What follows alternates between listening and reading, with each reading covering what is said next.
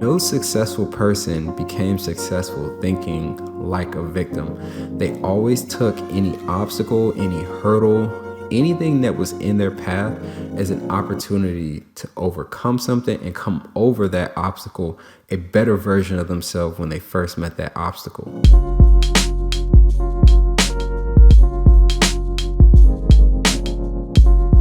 What's going on, YouTube? Welcome to Mike's Travels and Sense, where I go over points, travel strategies, and anything I think is going to help you be the best version of yourself. If that sounds good to you, consider subscribing to the channel, and if you find some value in this video, drop me a like to let me know. But with all that out of the way, let's get into the video. And in this video, I want to talk about a victim's mentality. Now, I know that's not as jovial as some of my other videos, but hear me out, because I think this is really important when we're talking about self-development or growth or whatever in general. And I think this is so important because a lot of people don't consider how important perspective is in just everyday life. You know, if you look at something one way, it changes how you respond and how you interact with it. So being in control of your perspective, as far as making your perspective something that's going to benefit you versus be your detriment, is very, very important to, being successful and just, getting through life the best way you can, because life is challenging enough, and having a bad perspective on everything makes it that much harder. And so you might be thinking, why is a victim's mentality so bad? I mean, obviously it sounds bad, but why is it so bad? And in my perspective, it's bad because it's defeated thinking, it's dependent thinking, and this isn't saying that, you'll never be wronged or, you'll never be owed an apology, but it's very dependent on external forces that more than likely you really can't control. So this is why it's so bad to have a victim's mentality, because it really puts you at the mercy of everything around you. No successful person became successful thinking like a victim. They always took any obstacle, any hurdle, anything that was in their path as an opportunity to overcome something and come over that obstacle a better version of themselves when they first met that obstacle. And to put it a little bit more directly, deflecting blame, and this is even if you were actually wrong, it doesn't matter. Deflecting blame or thinking of yourself as a victim robs you of an opportunity to grow. It takes away an opportunity for you to learn something and to take something positive out of this situation, to be a better person and to maybe even never get yourself in that situation again.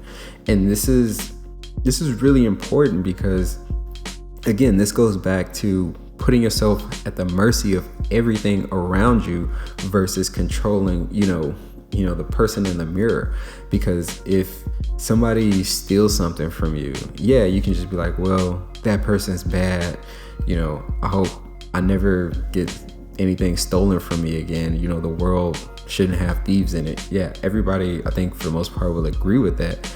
But if your things were only stolen because you just left your purse somewhere, and you're only thinking, man, there shouldn't be thieves in the world. Well, what are you gonna do next time? What can you control as an individual autonomous person to make sure, or at least to make it less likely that you'll find yourself in that same situation? But if you're thinking like a victim, it's just, oh, I hope the world figures it out so I don't have to. And that robs you of that opportunity to do better in the future. And again, you're at the mercy of, hopefully next time you leave your purse somewhere or some valuable item somewhere, that nobody steals it.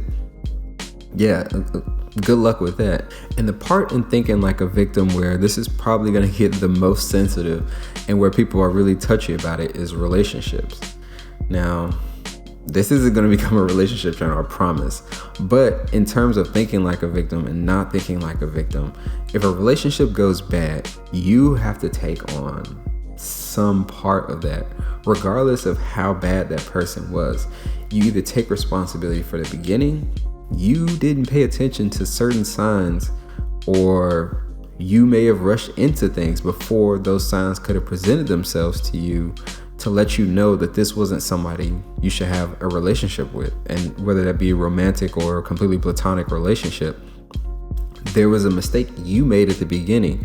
And if you just look at it like a victim, well, I hope I don't run into another person that I'm gonna regret running into. Okay, good luck with that.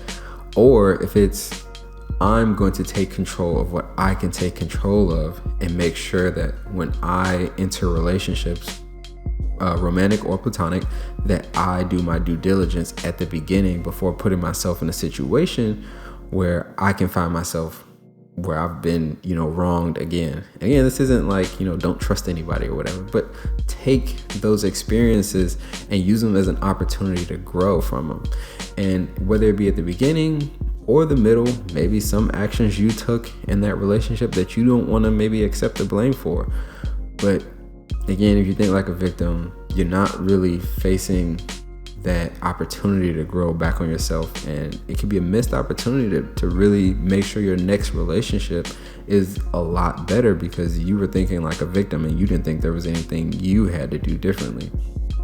So that's really why I wanted to make this video. It's just the importance of really taking on responsibility and using any setback as an opportunity to grow and be better as you move forward, because it's very easy for us to get in a situation where we think we've been wronged and we're waiting on karma or something to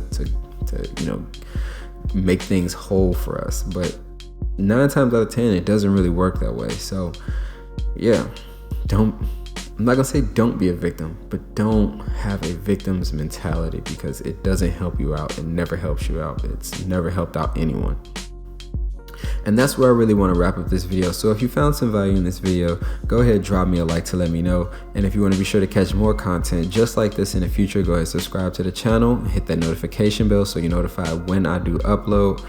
And as always, the only thing more valuable than your points is your money, and the only thing more valuable than your money is your time. But until next time, peace.